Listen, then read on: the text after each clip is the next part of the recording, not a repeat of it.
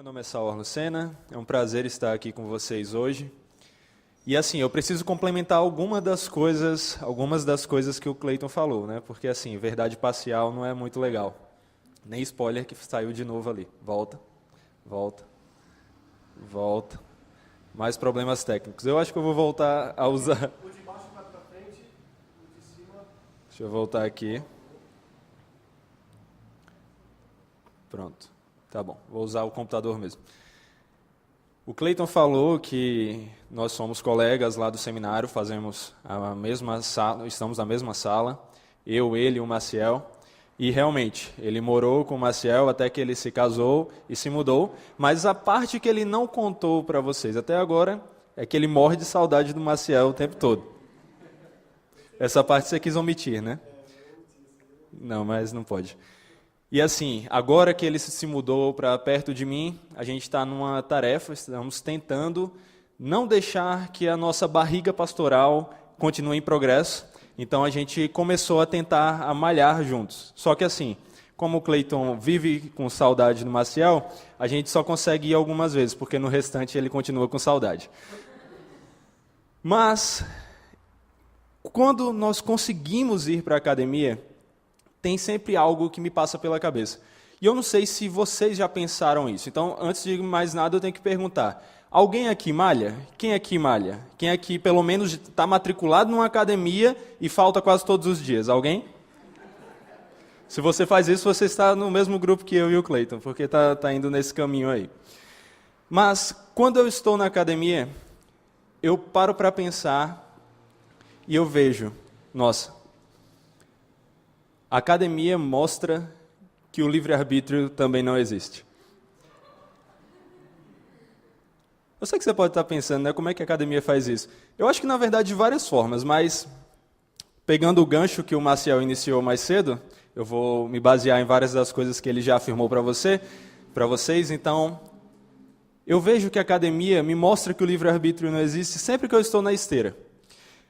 Quando eu estou na esteira, tentando lá correr para não deixar a barriga pastoral crescer, porque assim, cada semestre que eu tenho passado no seminário, minha barriga também passa mais 1 quilo. Eu tento não olhar para uma das cinco TVs que eles colocam em frente à esteira, porque assim, parece que é uma mensagem subliminar, bem descarada mesmo. São 5 TVs assim, uma em cada canal, e você tenta olhar para uma parede e você não acha, é uma TV também. Mas, sempre que eu acho que eu estou indo bem, eu estou lá correndo, concentrado, e eu não vou correr aqui porque senão seria dinâmico demais, e a gente está numa igreja presbiteriana, na verdade, quando você bate palma, você já está correndo o perigo de ser muito dinâmico. E é verdade. Então, quando eu estou lá concentrado, pensando assim, poxa, agora essa barriga vai parar de crescer, agora eu vou ganhar saúde, eu vou ganhar disposição. Nossa, como deve ser difícil surfar como esses caras. E aí que eu vejo que o meu livre-arbítrio falhou de novo e eu estou assistindo TV. Eu não sei se vocês já tiveram essa experiência, mas eu agradeço a Deus porque dessa vez o livre-arbítrio falhou. Porque eu estava assistindo a um canal, não sei se vocês conhecem, chamado Off. E dessa vez ele falou de algo muito interessante para mim, porque estava totalmente relacionado ao que nós vamos ver aqui na palestra de hoje. O canal estava na verdade mostrando um rapaz, que eu não sei o nome dele, é um nome diferente lá, por incrível que pareça, mais diferente que o meu. E ele estava falando que já fazia algum tempo que ele viajava ao mundo em uma espécie de ultraleve que ele tinha, em busca de algo que era muito importante para ele. E nessa busca ele já tinha dado quase 2 voltas inteiras ao redor do mundo. Mas aí você pode pensar, será que ele estava dando volta ao mundo, estava passeando, estava viajando, em busca de algo que você realmente pode encontrar indo de um local para outro? Será que ele estava em busca, sei lá, de um local bonito para admirar a beleza? De uma mulher com quem ele pudesse começar um relacionamento, ou mesmo de um trabalho, ou algo assim? Não. Como vocês já devem ter descoberto pelo spoiler dos slides, ele estava tentando descobrir o que era a verdade. Já imaginou que loucura? Você dá quase 2 voltas inteiras ao redor do mundo, como tentativa de descobrir o que é a verdade? Esse homem estava fazendo isso porque ele entendia que a verdade era algo importante para ele. Porém, verdade para ele ali era uma espécie de sinônimo de propósito. Ele queria descobrir qual era o propósito da vida dele. E ele não é o primeiro nem o último a fazer isso. Na verdade, nós ouvimos a todo instante pessoas preocupadas em saber qual o propósito da vida delas. Acho que a fase mais comum disso acontecer é quando você está no ensino médio e você não sabe nem que curso você vai fazer na universidade. Você já está fazendo vestibular, mas você ainda não sabe que curso que você vai fazer. Porém, algumas pessoas têm buscado a verdade como esse homem, viajando ao redor do mundo. Outras têm tentado ler centenas de livros de diferentes pensadores e ver se assim descobrem a verdade. E ainda outras têm tentado conversar com amigos, família e até mesmo estranhos na tentativa de buscar descobrir o que é a verdade. E é essa pergunta que eu quero fazer aqui para vocês. O que é a verdade? O Marcel já deu spoiler mais cedo, mas o que é a verdade? A verdade é relativa? A verdade é pragmática? A verdade é aquilo que dá certo? O que é a verdade? Nós podemos conhecer a verdade? Eu vou pedir que vocês colaborem comigo um pouco, porque a gente tem que tentar ser dinâmico, porque senão o Cleito vai ficar irritado. Eu peço que vocês abaixem a cabeça, por favor. Confiem em mim. Fechem os olhos. Agora eu vou pedir para a banda vir aqui para a gente ter um momento de louvor, brincadeira. Por favor, continuem de cabeças baixas e de olhos fechados. Eu quero fazer uma pesquisa e eu sei que assim é mais fácil, porque senão alguns vão ter vergonha de responder. Então, isso é apenas para que no andamento eu saiba quantos de vocês acham que a verdade é absoluta. Eu peço que levantem a mão. Quantos acham que a verdade é absoluta? Eu vou admitir, eu vou assumir que quem não levantou a mão acha o contrário. Obrigado, podem abaixar as mãos. Continuem de olhos fechados e cabeça baixa, não vai demorar muito, talvez mais uns 30 minutos. Quantos de vocês acham que nós podemos conhecer a verdade? Levantem as mãos, por favor. Certo, podem abaixar novamente.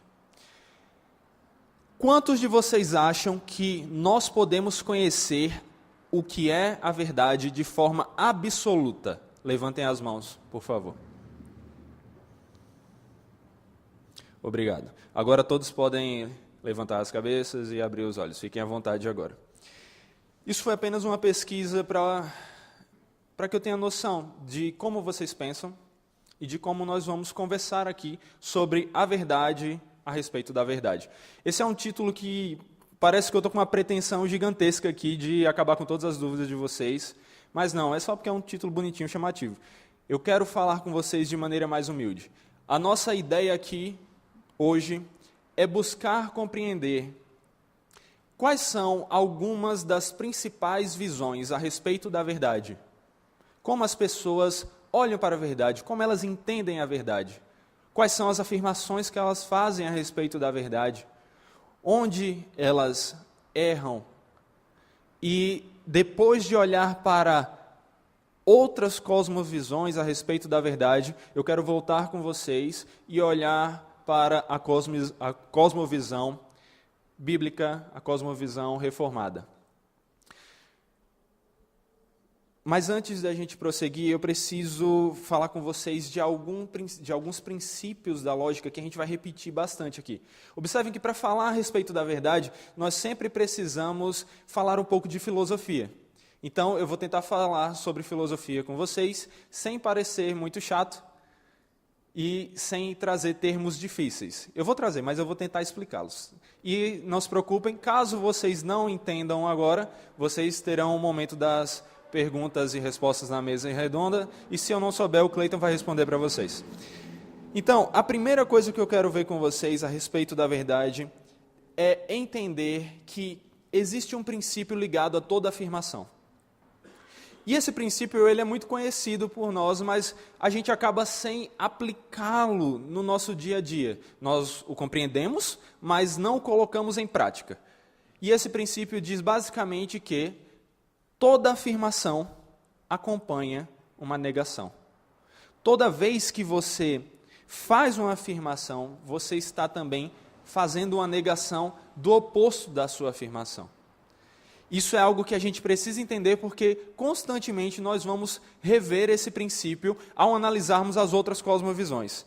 Então, quando, por exemplo, o cristianismo diz que ele é a religião verdadeira, ele automaticamente está dizendo que as outras religiões são falsas.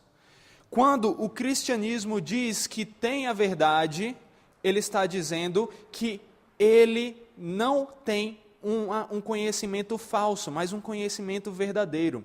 Então, mesmo quando outras religiões fazem isso, fazem uma afirmação de que possuem a verdade, elas também estão negando que outras possuem a verdade. E vamos olhar agora como o C.S. Lewis resumiu isso de maneira mais clara. E ainda com essa história de ser dinâmico, eu peço que alguém se ofereça para ler. Fiquem à vontade.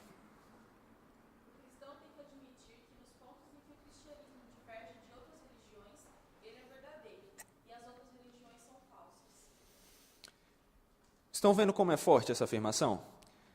Essa afirmação é um exemplo muito claro de que nós fazemos muitas afirmações no nosso dia a dia, mas não pensamos tanto nas negações que elas acompanham. Eu sei que você pode facilmente chegar e dizer, a minha religião é a religião verdadeira. Mas muitos pensarão 2, 3, 4, 5 vezes antes de dizer, as outras religiões são falsas. É algo que parece que se propagou no nosso meio. As pessoas têm medo de dizer que os outros estão errados. Mas então, será que é possível nós estarmos certos ao afirmarmos algo e a outra pessoa que afirma o contrário do que nós afirmamos também está certa? Agora nós já vamos começar a observar um pouco as cosmovisões a respeito da verdade. As primeiras que eu quero olhar com vocês são o dogmatismo e o antidogmatismo.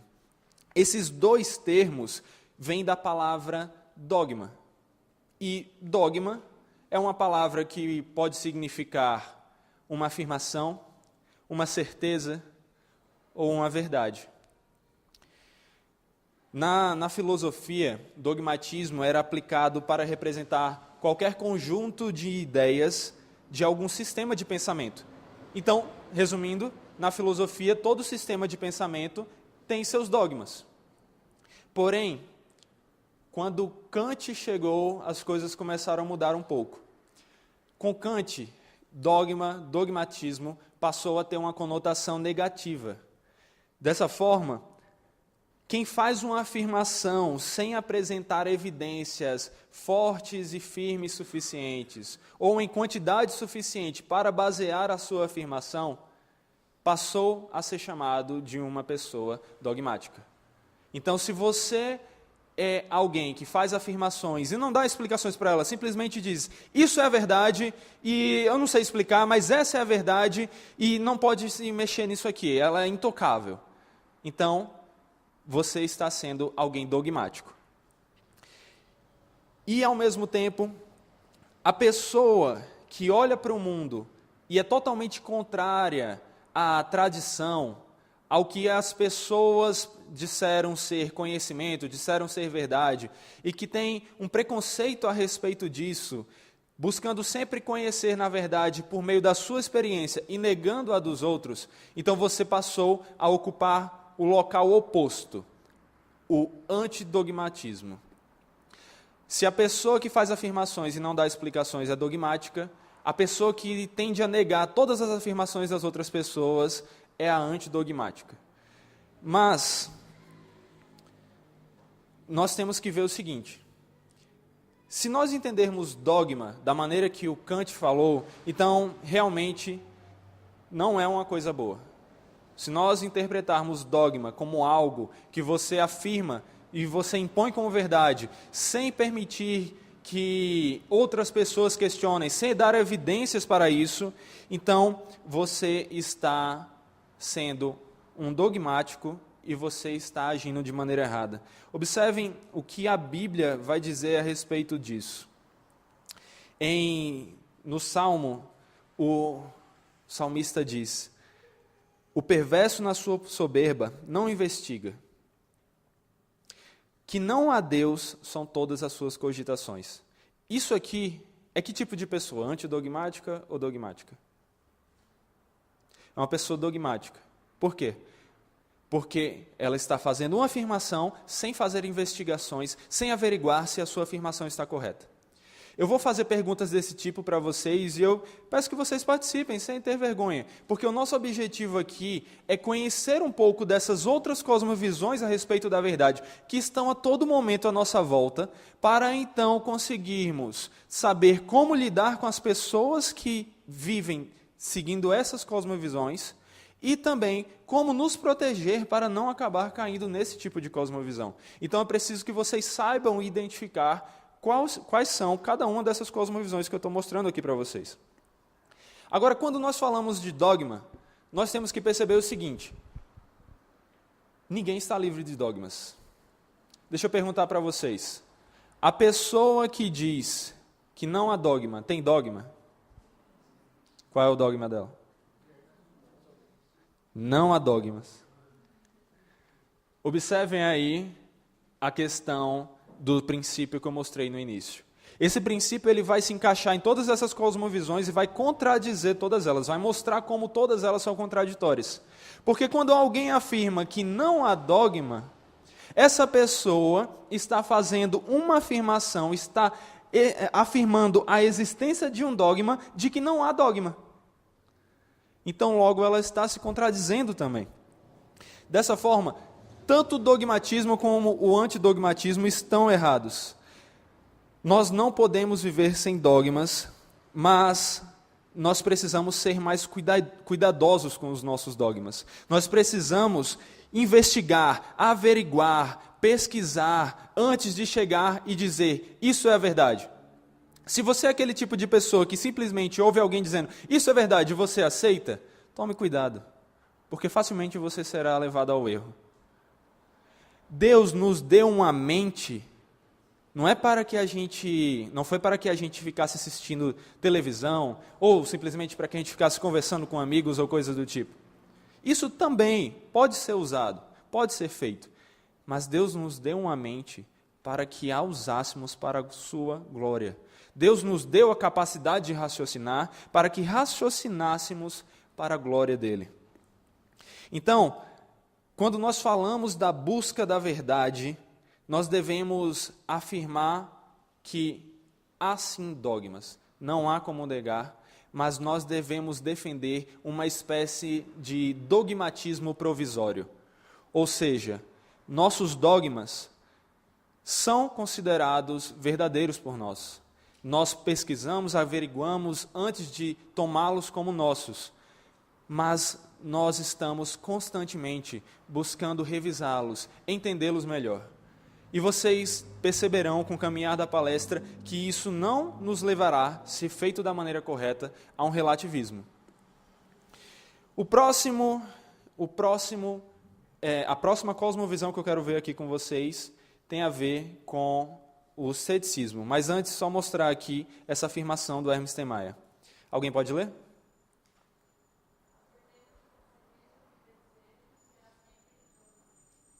Isso mostra basicamente que a pessoa antidogmática é aquela que nega não aquilo que ela entende como verdade ou como mentira, mas simplesmente aquilo que não agrada, trazendo para o que o Maciel disse.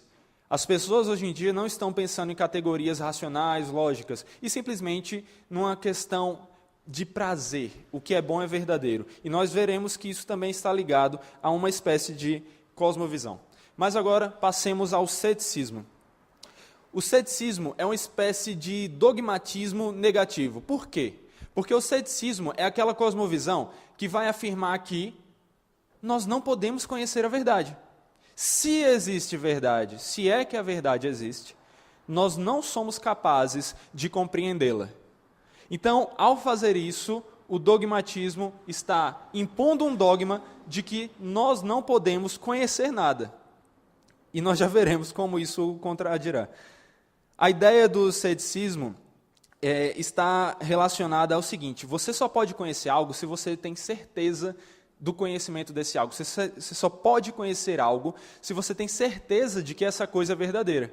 Mas ele entende que é impossível ter certeza de que algo é verdadeiro. Logo, é impossível ter algum conhecimento, é impossível entender alguma coisa. E esse aqui já é um problema para o próprio ceticismo. Por quê? Quem consegue ver onde o ceticismo já está se contradizendo? Alguém quer tentar?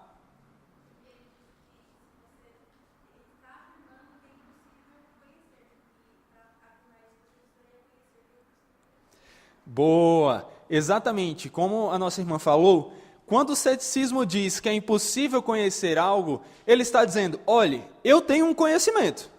Eu não sei você, mas eu tenho um conhecimento. Sabe qual é o meu conhecimento?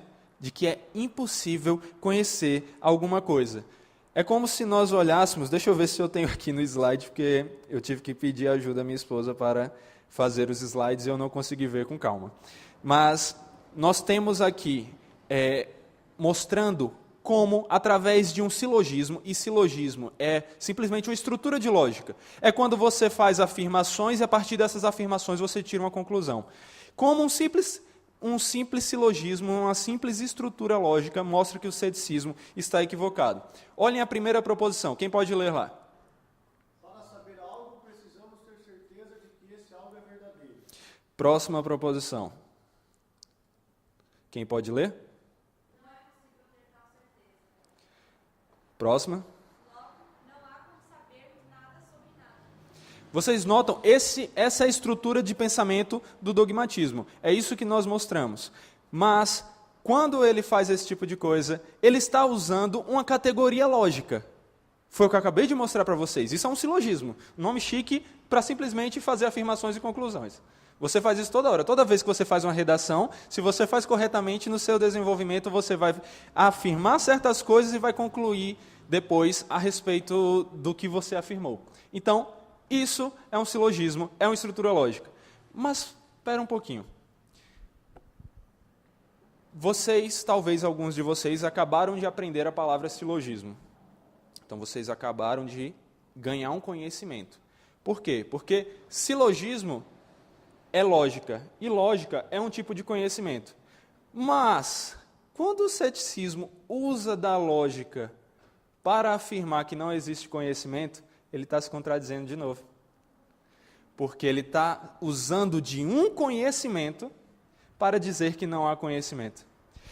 Se não há conhecimento, o dogmatismo não poderia nem mesmo abrir a boca para falar, porque ele não poderia saber falar. Para começo de conversa não haveria linguagem.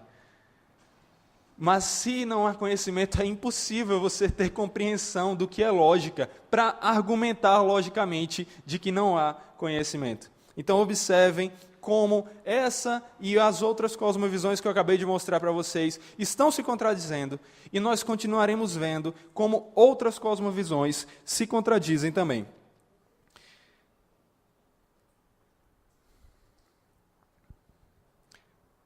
A questão é o seguinte: eu quero perguntar para vocês, quem consegue lembrar de uma frase bem conhecida que nos foi ensinada na escola como se fosse a frase mais chique, mais incrível, aquela frase que é para você usar na redação, aquela frase que é para você falar com seus amigos e dizer: olha como eu sou inteligente, uma frase que está totalmente relacionada a esse pensamento cético de que nós só podemos entender o não entender.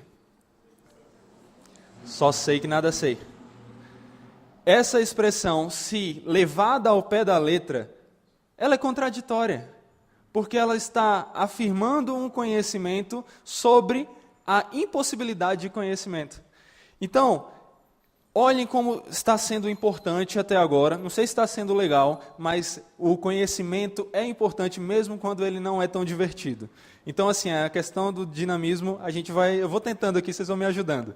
Mas eu quero que vocês possam sair daqui junto comigo, aprendendo mais sobre a verdade, para que glorifiquemos mais a Deus com essa verdade, entendendo como o mundo está vendo a verdade de maneira equivocada e está nos ensinando como se fosse a coisa mais bela e perfeita de todos os tempos. Então vamos juntos continuar caminhando e vendo outros tipos de cosmovisões. E a que eu quero mostrar para vocês agora talvez seja a que está mais em moda no momento. Quem nunca ouviu falar desse termo aí? Subjetivismo. O bom é que eu afirmei, mas eu nem sabia se estava ali, que eu ainda estou meio confuso com o negócio. Subjetivismo. Hoje em dia, você dizer que a verdade é subjetiva é uma coisa bonita. Quantos aqui têm amigos que afirmam que a verdade é subjetiva? Por favor, levantem a mão. Olha só, uma boa quantidade levantou. Observem que as pessoas estão achando bonito coisas que não fazem sentido. As pessoas acham bonito afirmar o subjetivismo. As pessoas acham bonito também afirmar que são ateias. As pessoas acham bonito afirmar várias outras coisas. Por quê? Porque elas estão seguindo o que na academia está sendo considerado o conhecimento do momento. Isso é a moda da academia. Se você não segue isso, você que está errado, você que está equivocado. Mas vamos sair dessa questão de moda e vamos falar um pouco sobre subjetivismo. O termo subjetivismo, na verdade, é novo. Ele está relacionado ao século XIX. Porém, a ideia do subjetivismo é muito mais antiga do que isso. Alguém aqui consegue dar algum exemplo mais antigo do subjetivismo? Pense no mais antigo e dê um chute aí. Alguém aqui lembra dos sofistas? Quem já ouviu falar dos sofistas? Algumas pessoas estão levantando a mão. Os sofistas eram pessoas que defendiam um sistema subjetivo. Os sofistas usavam de estrutura lógica para convencer as pessoas a respeito de coisas que pareciam ser verdadeiras, poderiam ser afirmadas como verdadeiras para elas, mas não eram absolutamente verdadeiras. Era apenas um conhecimento subjetivo. E uma frase também muito conhecida a respeito do subjetivismo está ligada a Protágoras. O subjetivismo, a palavra subjetivo está ligado, na verdade, ao sujeito. Não é nenhum mistério, não quer dizer automaticamente relativismo. Subjetivo está ligado ao sujeito, ou seja, eu sou um sujeito, vocês são sujeitos. A ideia do subjetivismo é que você, sujeito, aqui, sujeito, você tem suas ideias, você tem as suas verdades, ele tem as verdades dele, e mesmo que as suas verdades sejam totalmente contraditórias, as duas podem ser verdadeiras. Por quê? Porque essa é a sua verdade e essa é a verdade dele. Quantas vezes vocês já ouviram a frase, essa é a sua verdade, eu tenho a minha verdade? Fala sério, essa é a coisa mais chata de ouvir ultimamente, porque se você é cristão e você quer evangelizar alguém, você está estudando a Bíblia e você quer apresentar a Bíblia para as pessoas, eu acho que não tem coisa mais frustrante do que você começar uma conversa e você todo empolgado para mostrar o evangelho e a pessoa dizer, lindo, mas essa é a sua verdade, eu tenho a minha. O subjetivismo, ele mostra que o sujeito pode acreditar no que ele quer como verdadeiro. A questão é, o sujeito manda em tudo. Como Protágoras disse, agora vem a frase famosa, o homem é a medida de todas as coisas. O homem é a medida de todas as coisas. Quem define o que é verdade é o sujeito, é o homem. Quem define o que é bom ou mal é o sujeito, é o homem. E observe, inclusive, que, apesar de não estarmos falando explicitamente a respeito de certo e errado, falaremos disso em alguns momentos, mas não tanto, toda vez que nós estamos falando de verdade, nós estamos falando também de ética. Nós estamos falando também do que é certo e do que é errado. Porque certo e errado precisam de um conhecimento verdadeiro para existirem. Então vamos continuar aqui. O subjetivista é aquele que afirma que Deus existe para você, mas para mim não existe. O subjetivista é aquele que diz, Você pode me considerar um homem, mas eu quero ser uma mulher. Então, que se lasque o resto do mundo, porque essa é a minha vontade. O homossexualismo, então, é uma visão subjetivista. Por quê? Porque é a visão onde o sujeito, como medida de todas as coisas, chega para a cara de todo mundo, chega para a cara do próprio Deus e diz: eu que decido. Não importa se eu nasci desse jeito, eu não quero ser assim. A verdade para mim é que eu sou diferente do que eu nasci. Então, o subjetivismo também está ligado ao homossexualismo. E é por isso que nós precisamos conhecer tanto sobre o subjetivismo. Porque o homossexualismo tem crescido absurdamente. Eu lembro quando eu era criança, eu andava no meio da rua, com minha mãe, com meu pai e tal. E se eu visse alguém, um homossexual, talvez eu nem percebesse. Porque era algo tão discreto, era algo que a pessoa tinha muita vergonha disso. Mas hoje em dia, se você vai na rua, nesses dias você vai ter vergonha de ser hétero. Eu não vou não, mas... Mas é sério, gente. Eles estão deturpando a verdade a um ponto de que, para todo canto que você olha, tem homossexual. Por quê? Porque a visão da nossa época é subjetiva. O sujeito manda. E, meu amigo, o sujeito está mandando ser muito homossexual, porque tem muito homossexual por aí. Agora, o subjetivismo tem o seu maior perigo relacionado à ética. Eu quero que vocês observem como Thomas Hobbes fala sobre o subjetivismo ético. Não era essa? Essa aqui. Eu vou ler porque eu acho que essa aqui está menor. Seja qual for o objeto do apetite ou desejo de qualquer homem, esse objeto é aquele a que cada um chama bom. Ao objeto de seu ódio e aversão chama mal, e ao de seu desprezo chama vil e indigno. Pois as palavras bom, mal e desprezível são sempre usadas em relação à pessoa que as usa. Não há nada que seja simples e absolutamente, nem há qualquer regra comum do bem e do mal que possa ser extraída da natureza dos próprios objetos. Lhes apresento outro pensamento subjetivo, perigosíssimo, que talvez se você olhasse uma vez na faculdade, você ia dizer, nossa, eu não ia acreditar nisso. Mas quando ele é resumido a simplesmente você acredita naquilo que lhe traz alegria, você acredita no que você quer, você faz, não, com isso eu concordo não concordo com esse monte de coisa que eu não entendi aí, mas alegria é show. Observem como a todo instante nós estamos cercados de cosmovisões equivocadas a respeito da verdade e às vezes nós nem notamos. E o pior de tudo não é isso. O pior não é estarmos cercados. O pior é que muitas vezes essa visão parte de nós. Muitas vezes nós somos os subjetivistas.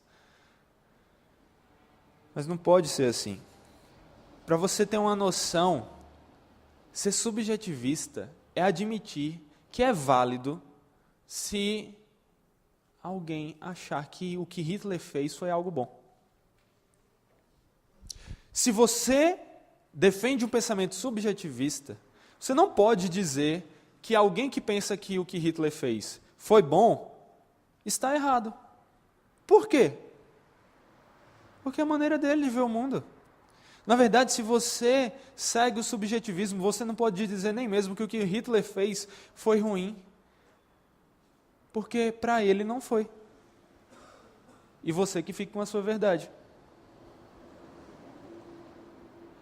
Para alguém que segue o subjetivismo, estuprar uma criancinha não pode ser visto como algo ruim.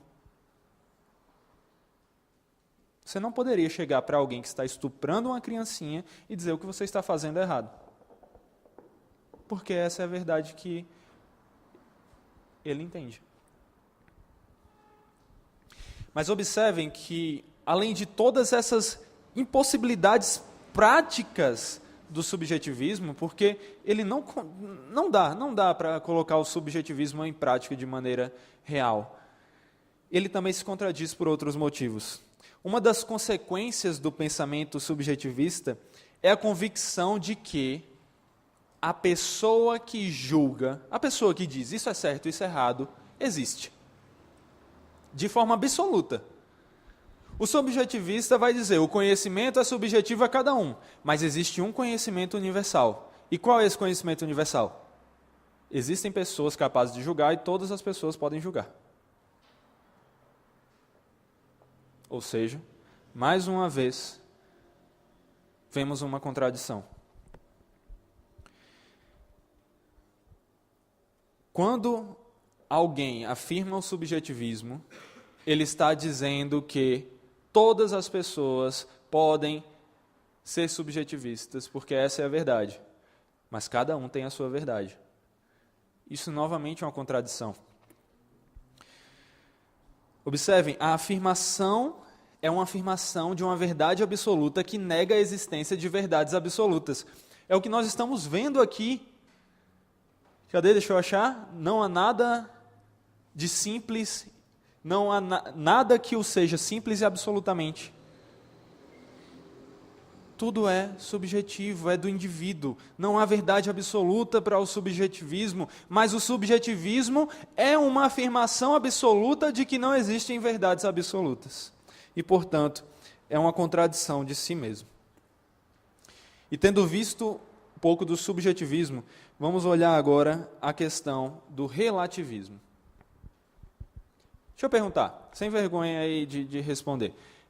Alguém sabe diferenciar relativismo de subjetivismo? Porque, assim, eu tive que pesquisar para entender melhor. Muitas vezes eu usei de maneira similar, porque eles parecem muito, mas alguém sabe diferenciar? Alguém quer tentar?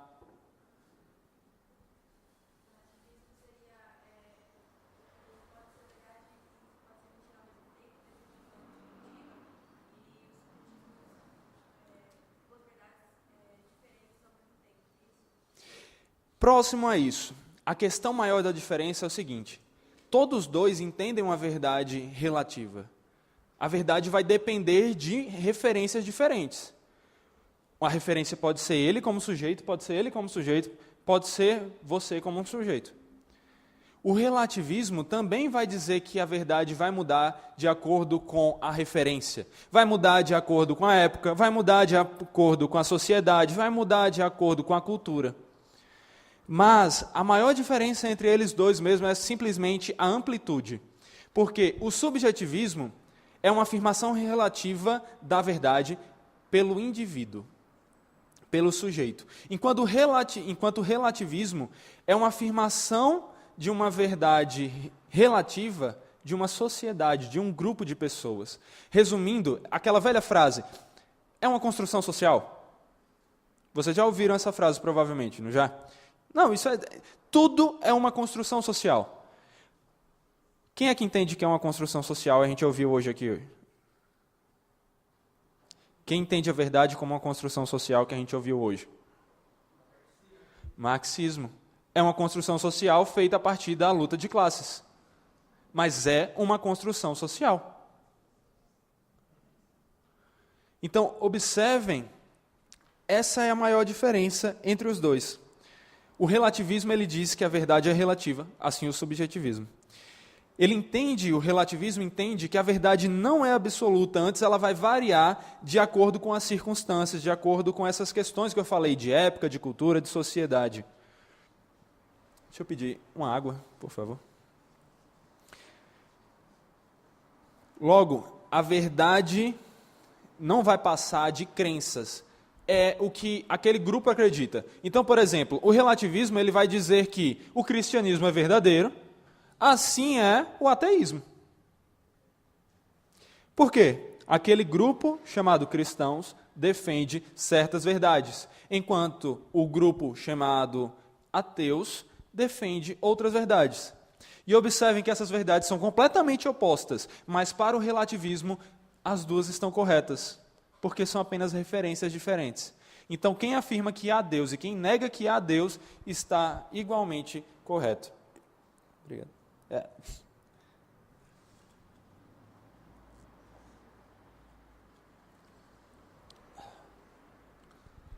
Assim, ao fazer esse tipo de coisa, o relativismo leva a pessoa de duas ações uma.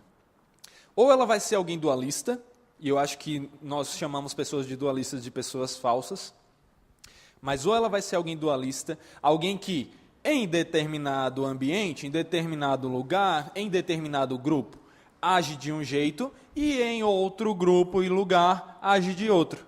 Por quê? A verdade é relativa, tanto faz o que eu falo, tudo é verdade, tudo é relativo. Quando eu estiver aqui, eu vou me dar bem com esse grupo agindo assim, e eu vou me dar bem com esse outro grupo agindo de outra forma. Sabe qual é o grande perigo disso? Nós cristãos podemos ser relativistas a todo tempo. Muito mais do que a gente para pensar. Poxa, se nós vamos à igreja ao domingo, e aí louvamos a Deus, aprendemos a palavra, oramos, e na segunda, terça, quarta, quinta, sexta, trabalhamos como se Deus não existisse, sem levar em consideração o que a Bíblia diz ser certo, o que a Bíblia diz ser errado, sem levar em consideração que nós estamos aqui para anunciar o Evangelho, sem levar em consideração que Deus deve ser glorificado com todas as nossas ações, pensamentos e intenções. O que é que nós estamos sendo? Nós estamos sendo relativistas. Quando a gente fala a princípio do relativismo, a gente fala assim, poxa, isso é um absurdo, não sei como é que tem gente que pensa assim. Lógico que a verdade não é relativa.